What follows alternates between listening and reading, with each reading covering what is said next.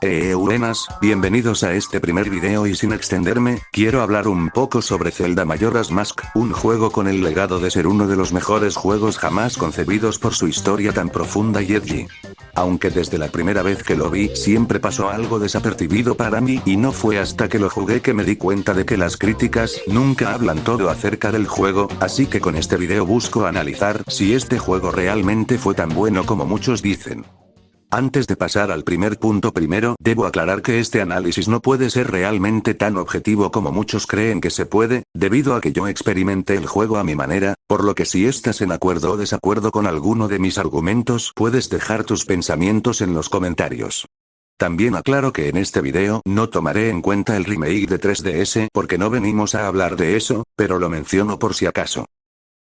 Primero que nada, hay que saber un poco sobre el desarrollo de este juego ya que esto aclara por qué el juego es como es, pero no por eso excusaré sus fallas. Este juego fue hecho poco después del Zelda Ocarina of Time para la Nintendo 64, y al ver el rotundo éxito se decidió en primera instancia darle una expansión con un periférico llamado 64DD, que en resumen es un componente el cual le añade a la Nintendo 64 la capacidad de leer discos, pero debido al fracaso por su terrible catálogo de lanzamiento, en medio desarrollo se canceló continuar con la expansión de Zelda Ocarina.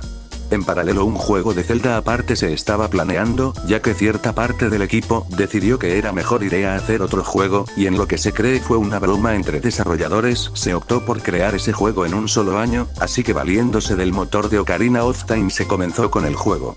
Cuando la expansión de Ocarina se canceló por lo antes dicho, se decidió darle más foco a Majora's Mask, aunque la decisión del año se mantuvo firme, así que tanto cosas de Ocarina como de su expansión acabaron aquí y otros juegos de la franquicia, pero ese es tema aparte. Una vez terminado el desarrollo salió el juego, siendo un éxito moderado no llegando a resaltar tanto en ventas, comparando con Ocarina que Majora's apenas llega a la mitad, y el mismo caso con los remakes de 3DS, así que como dije antes, intentaré averiguar por medio de un análisis qué cosas hace tanto bien como mal, aclaro que no me explayaré demasiado en algunos puntos ya que solo busco pensar en si este juego realmente mereció el trato que se le dio. Vamos a comenzar diciendo que estábamos en el inicio de los juegos 3D cuando este juego apareció, así que, sí o sí este juego ya tenía una gran competencia de parte de muchas otras desarrolladoras, pero no por eso este juego sufrió de algún efecto colateral de saturación y podría decir que, hasta brilló comparado con lo que había en esos tiempos, pero hay que saber que no todo lo que brilla es oro.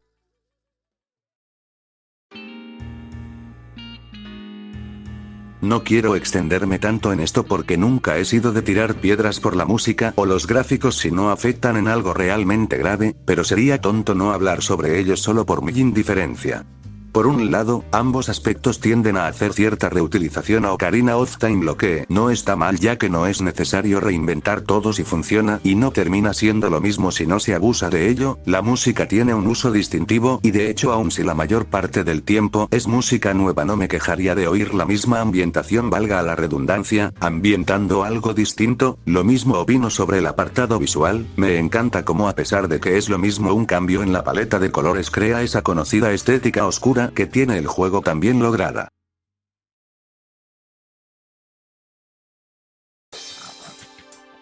Uno de los puntos que distinguen a este juego sin duda es el apartado de máscaras, dando algo más que el mismo Ocarina. Las transformaciones, empezando con la transformación de Deku, es incluso más cómoda para mí que el mismo Link humano por sus mecánicas, pero los desarrolladores olvidaron hacer a las otras dos un poco más interesantes. Por un lado, el Goron es súper lento atacando, irónicamente siendo un guerrero.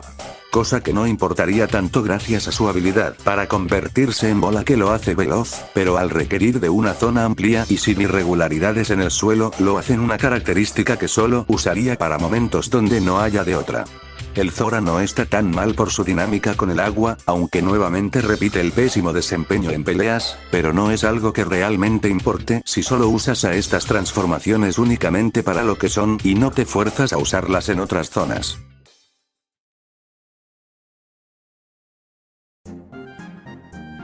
Ahora quiero hablar un poco sobre lo poco intuitivo que suele ser jugarlo, aunque como cualquier juego de aventura, para avanzar debes, valga la redundancia otra vez, aventurarte a buscar el cómo hacerlo, pero en Majora's Mask muchas veces las cosas más simples son ocultas del jugador de maneras un poco curiosas.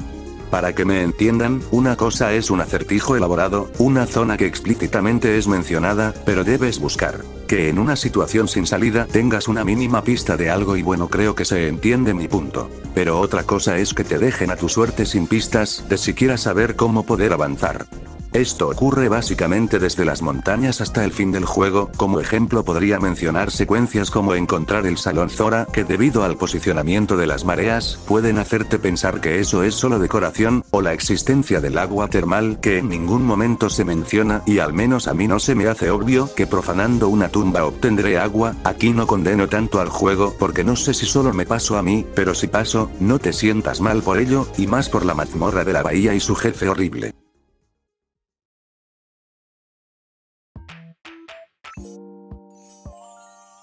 Como último, antes de los temas más densos, quiero tocar un poco el tema del posicionamiento de las estatuas de Budo, que son el equivalente a un checkpoint, ya que están puestas con la siguiente lógica: una estatua para poder ir a la entrada de una zona y otra para la entre comillas entrada de la mazmorra. Quiero hablar más específicamente del segundo tipo. Estas estatuas, aunque son demasiado útiles para no tener que hacerse todo el camino hacia ellas si sientes que no terminarás la mazmorra con el tiempo que te queda, al final te dejan con sí o sí tener que recorrer un poco, y es que todas tienen ese problema. La primera te fuerza a ver una cinemática que, aunque después de la primera vez es saltable, la segunda y la peor posicionada te deja con el desafío más difícil, que es subir la torre. Me gustaría hablar de las otras, pero me estaría extendiendo de más. Y es que, aunque intentan resolver un problema terminan haciéndolo a medias sin ninguna razón. Algunos dirán que puede ser para darle sentido a partes del juego o cosas así, pero para mí es solo algo que no entiendo porque no hicieron bien, ya que la lógica de eventos que pasaron o no está rota. Otra función que tienen, que corríjanme si me equivoco, no encontré mucha información al respecto, pero en la versión japonesa no está, es la de guardar tu partida temporalmente, que puede que te ayude si se te acaba el tiempo sabiendo el camino, pero terminar repitiendo en un juego no se me hace tan divertido, así que la función de los búhos, aunque te ayuda a sentir un alivio, no hace realmente mucho por alguien que no puede permitirse jugar horas en una misma sesión, ya que recordar que debías hacer a veces no es tan fácil. Cubierto ese punto, ahora sí voy con los platos más fuertes, y posiblemente con los que siento que habrá más opiniones en contra, pero como digo, es mi interpretación.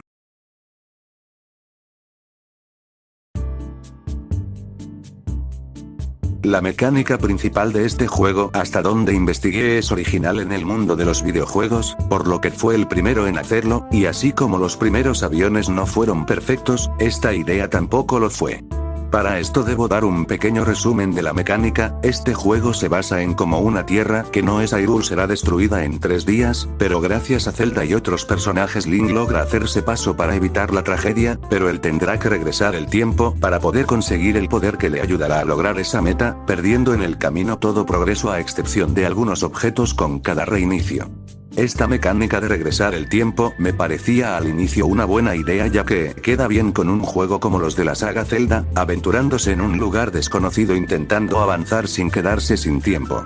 Pero al jugarlo me di cuenta de un par de cosas. Comencemos con las mazmorras. Las mazmorras son zonas limitadas en las que Link debe atravesar diversos obstáculos y resolver acertijos para obtener, en el contexto de este juego, las máscaras, pero al ser las mazmorras un desafío y tener el tiempo limitado, al morir, quedarse atorado o simplemente perderse en la mazmorra significa perder tiempo. Y si llega a pasar esto demasiado frecuente, lo pagarás teniendo que reiniciar todo progreso, repitiendo los acertijos que no cambian, abriendo las mismas puertas con las mismas llaves, etc. Ahora sé que existen las estatuas de Budo, pero ellas no arreglan para nada esa penalización en el tiempo y, es más, sin la canción del tiempo lento, te ocurrirá esto en las últimas mazmorras sí o sí.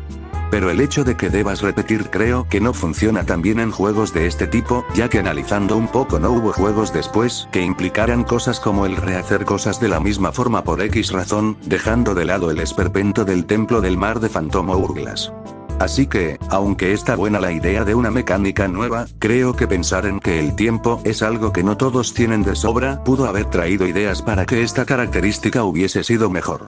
Saliendo de las mazmorras, este problema tiende a repetirse, aunque con algunos sazones distintos. Antes de llegar a las mazmorras, debes hacer muchas cosas antes de siquiera entrar, y tomando en cuenta que el tiempo es limitado, tienes que sí o sí correr por llegar a la mazmorra lo antes posible, o todo el proceso para llegar allí no habrá valido la pena. Mínimo aquí muchos objetos al reiniciar se guardan, pero secuencias como los libros, que me parece muy divertida, es buscar objetos inútiles para esa misión, porque tus reinicios en el tiempo te harán perder todo. O toda la fortaleza de las piratas, que te dan el gancho pero es casi al final. Para ser sincero, creo que hubiese sido mejor abandonar ese concepto o haber propuesto ideas creativas para evitar repetir secuencias por una falla de gameplay que es causa de la historia. A opinión personal, creo que debieron quitar detalles innecesarios para el bien del gameplay y que la historia tomara otro rumbo, porque anteponer la historia en un juego no es algo que apoye del todo, ya que no vine tanto por la historia en un juego. Antes de ir al último punto, no es que no entienda la idea, pero en un juego así de extenso por sesión promedio creo que no termina de adaptarse. Quizás menos recorrido o un mejor sistema de tiempo pudieron haber hecho la experiencia mucho más accesible y agradable. Dejando esos temas, quiero hablar ahora de lo que puede que sea el punto más alabado, pero para mí más molesto del juego, que es, las misiones secundarias.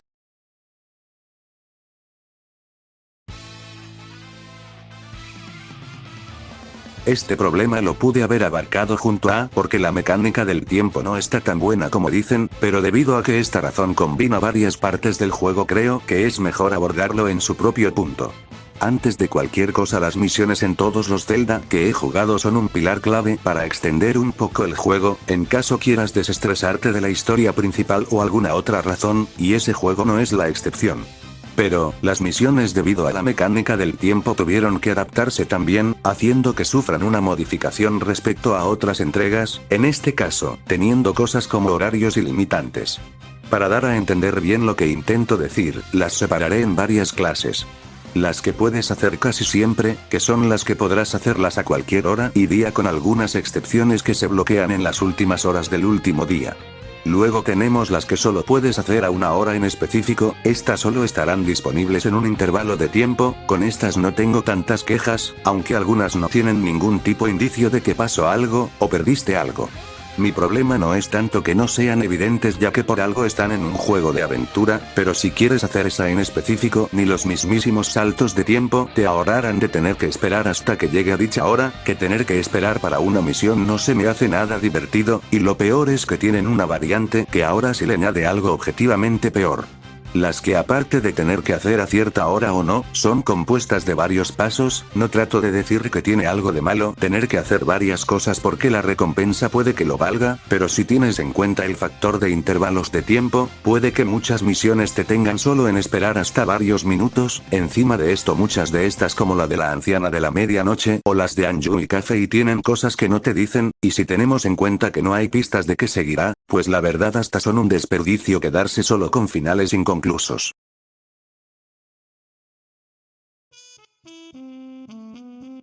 Bueno, ahora de último, antes de la conclusión, hay un par de puntos que deje afuera, como los objetos, agujeros en el guión, entre otras cosas, ya que no influyen nada en términos de la experiencia, a mi opinión, al menos en este análisis.